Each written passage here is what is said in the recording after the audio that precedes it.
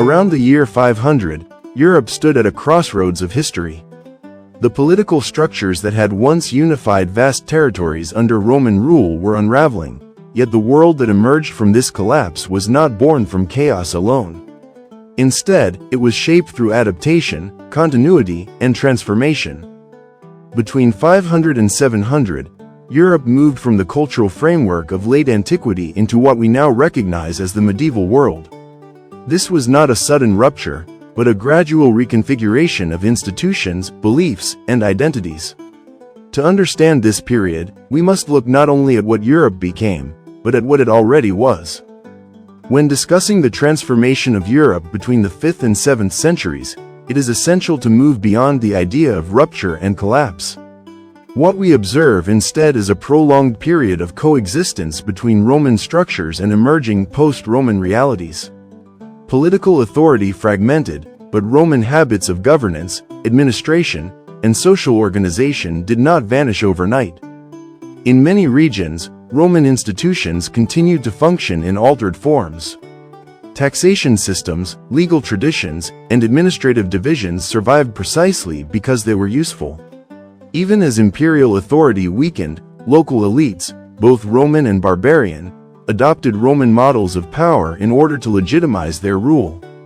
The memory of Rome, though increasingly fragmented, remained a powerful source of authority. This helps explain why early medieval rulers did not seek to destroy Roman traditions, but rather to inherit them. Kings who ruled over post-Roman territories presented themselves not as enemies of Roman civilization, but as its rightful successors. The Roman past was not rejected, it was selectively preserved, adapted, and reinterpreted.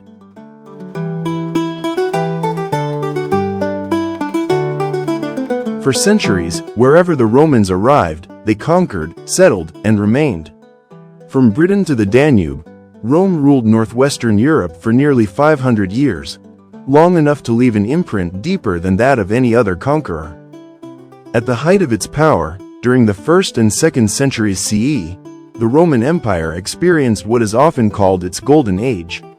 Under the political system established by Augustus, known as the Principate, the empire enjoyed relative stability, prosperity, and expansion. This period, remembered as the Pax Romana, saw cities flourish, trade networks expand, and monumental architecture reshape the Mediterranean world.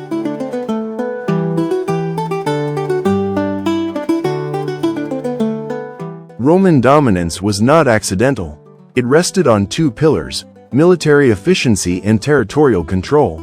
The Roman legion, perfected during wars in the early Republic, demanded strict discipline but rewarded it with unmatched tactical flexibility.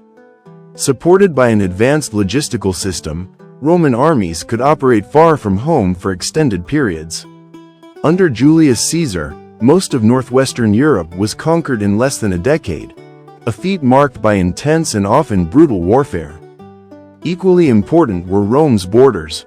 Vast defensive systems stretched from central Britain to the mouth of the Danube, containing migratory pressures from the north and allowing Roman civilization to take deep root in Transalpine lands.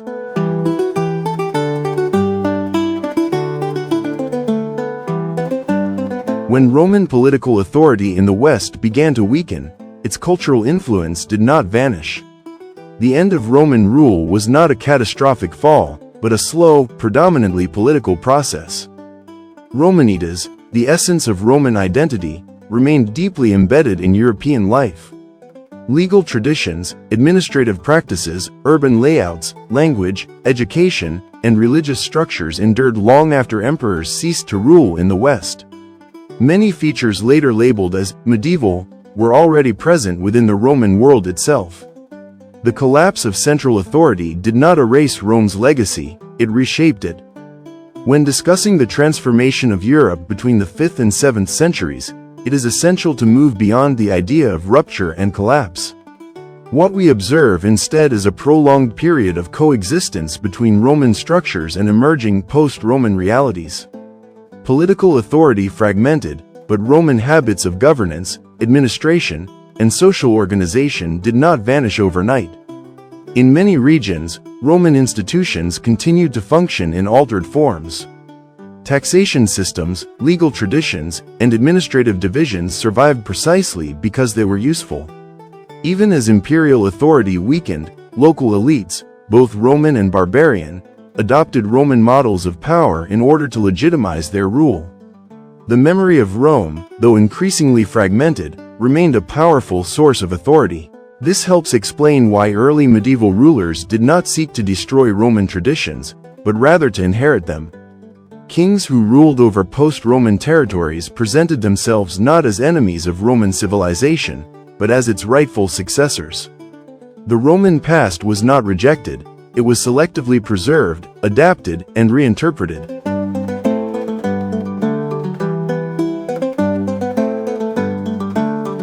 Structural weaknesses emerged in the 3rd century. Power became increasingly centralized, local governance weakened, and the army assumed growing political influence. The crisis of the 3rd century brought invasions, civil wars, economic collapse, and epidemics. The capture of Emperor Valerian by Persian forces symbolized the empire's vulnerability. Reforms under Diocletian and Constantine stabilized the empire temporarily. Administrative divisions multiplied, taxation increased, and imperial authority assumed a more theocratic character. Christianity, once persecuted, became favored, and eventually central, to imperial identity. The disappearance of centralized imperial authority created a political vacuum, but not a cultural one. In regions such as Gaul, Italy, Hispania, and Britain, power shifted from imperial officials to military leaders, bishops, and local aristocracies. These figures often operated using Roman frameworks, even as they governed in the name of new political entities. The army, which had already become deeply involved in civil administration during the late empire, continued to play a decisive role. Military leaders of barbarian origin increasingly controlled territories that were still Roman in language, law, and daily practice.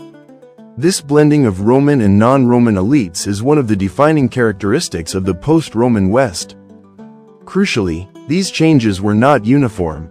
Some regions experienced rapid political fragmentation, while others retained relative stability. The transformation of the Roman world unfolded unevenly, shaped by geography, economic resources, and local traditions.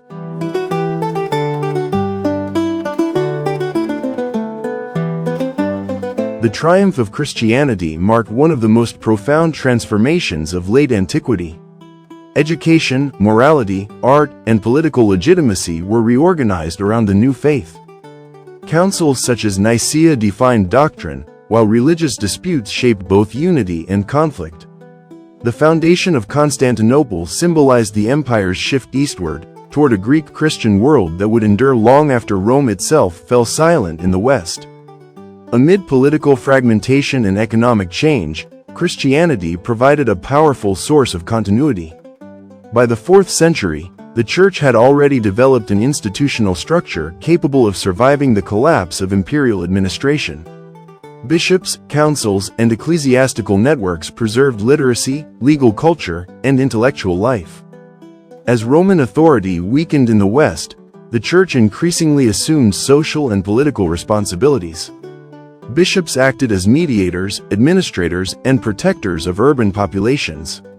Monasteries became centers of learning, economic activity, and cultural transmission. Christianity did not simply replace Roman culture, it absorbed and reshaped it. Roman educational traditions, philosophical concepts, and legal ideas were reinterpreted through a Christian lens, forming the intellectual foundation of medieval Europe.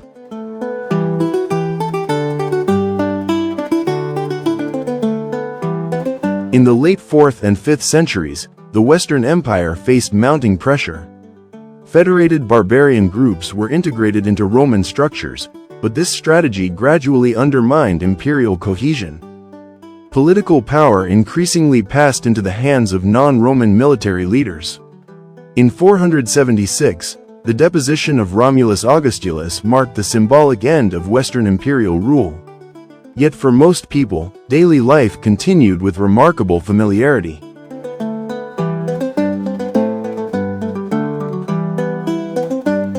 Modern historians no longer speak simply of Rome's fall, but of a transformation. Across Europe, societies adapted to new political and economic realities. Economic transformation was equally gradual. The collapse of long-distance Mediterranean trade networks did not immediately plunge Europe into isolation, but it did alter the economic balance of the continent. As maritime exchange declined, regional and local economies became more important. This shift favored northern regions previously considered peripheral. Between the 6th and 7th centuries, economic activity increasingly concentrated around river systems and the North Sea. New centers of power emerged, while older Mediterranean hubs lost much of their influence. These developments did not signal economic collapse, but rather economic reorientation. New powers arose. Mercia in England, the Carolingians in Francia, Slavic states in Central Europe, and a powerful Islamic caliphate stretching across the Mediterranean world. Daily life adapted accordingly. Communities became more localized, production more self-sufficient, and social ties more closely bound to land and kinship. These patterns, often described as medieval, were already taking shape during the final centuries of Roman rule.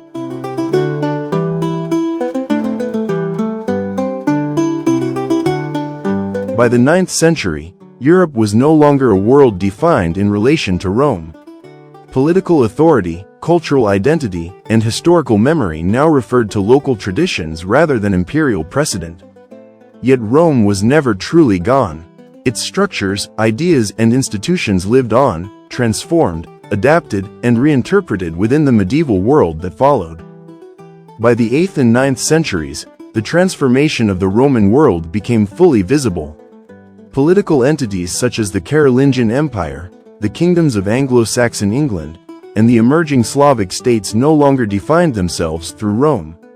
Instead, they articulated identities rooted in their own histories, traditions, and institutions. Yet Rome had not disappeared.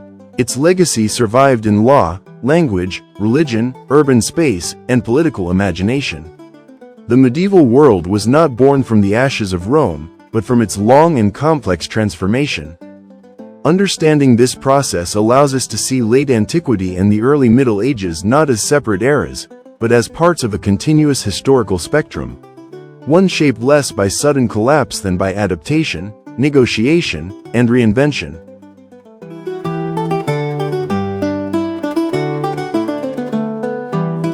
Between 500 and 700, Europe did not collapse, it evolved.